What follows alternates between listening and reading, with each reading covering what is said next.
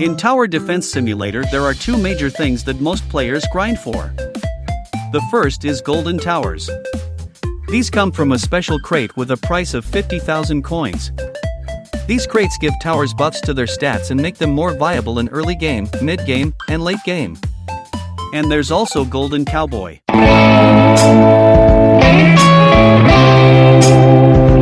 The second is hardcore towers.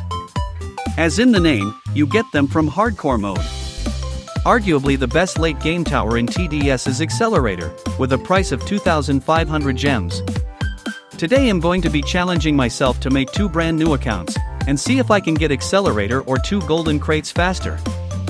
This took literally forever to make, so I'd appreciate it if you subscribed. Anyways, let's get into it. To start, we have to set some ground rules. First of all, I can't spend Robux to boost my progress in the game. As well, I won't be allowing myself any teammates for this, which isn't a problem because I don't have friends. My first account I named Accelerator 975, and I'm going to be using this account to grind for Accelerator. I started off on Molten mode, as at the time as was the easiest mode.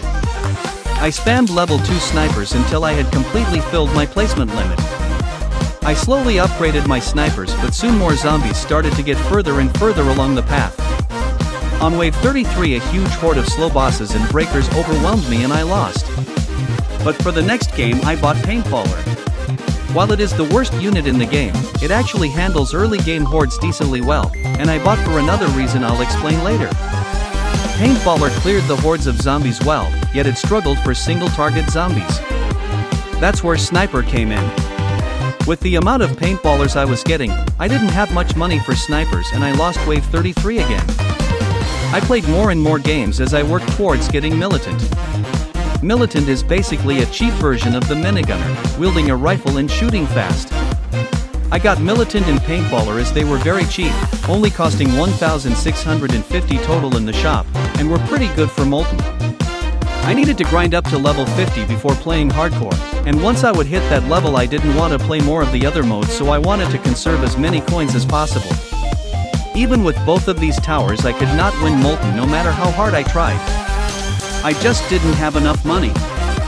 That was, until I bought Farm. Farm is one of the best towers in Tower Defense Simulator, being able to generate cash, making your economy thrive. With Farm, I was able to easily win Molten.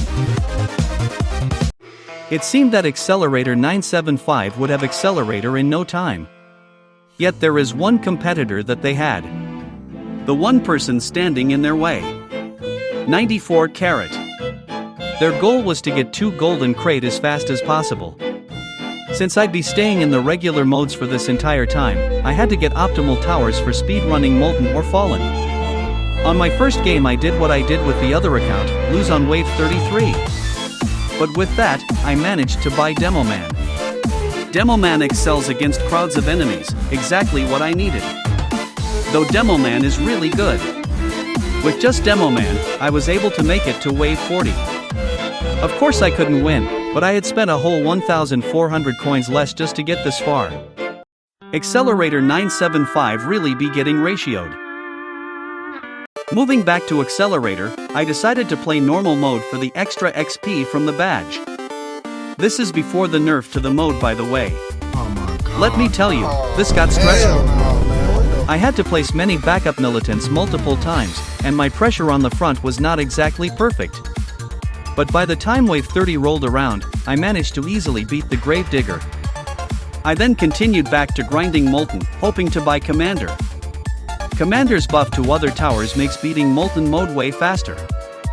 I also had gotten the Hazmat Militant from a premium crate, which is a pretty underrated skin, especially at max level. But no one uses Militant anyways. After some more time, I managed to get Commander, and its effect looked really good, but my time wasn't that much better. Yet Commander was still going to a valuable asset for the rest of this challenge. Around this time, on 94 Carat I managed to get Shotgunner, being one of the best early game towers for speedrunning. Its damage is great for strong enemies like bosses, yet it isn't the best for breakers or fast enemies. I needed to balance between Shotgunners and Demomans, something I was not that good at. The game stretched on for a long time, with backups basically being essential. Since I wasn't on a map as good as Crossroads, I died quite unfortunately at wave 33. Cough cough, I'm beginning to sense a pattern here. Anyways, after some more time I managed to buy farm. With farm on my team, I managed to do much better, making it all the way to the final wave. But I had one major issue. You see, I was placing all my towers right at the front of the map, which is great for speedrunning, yet when the molten boss spawns, it quickly stomps and stuns all the towers. With shotgunner's short range, the boss moves out of half of the shotgunner's range while barely being damaged. I microed my towers to try and save the run, but the molten boss summoned way too much. Eventually, I managed to beat the molten boss by moving my defense up in a later game. It took me a while, but I managed to get Pyromancer on Accelerator 975 followed by getting Ace Pilot later, two towers that would help me out a lot. Pyromancer would make dealing with crowds and breakers much easier, while Ace Pilot would be a great DPS option for most of the game.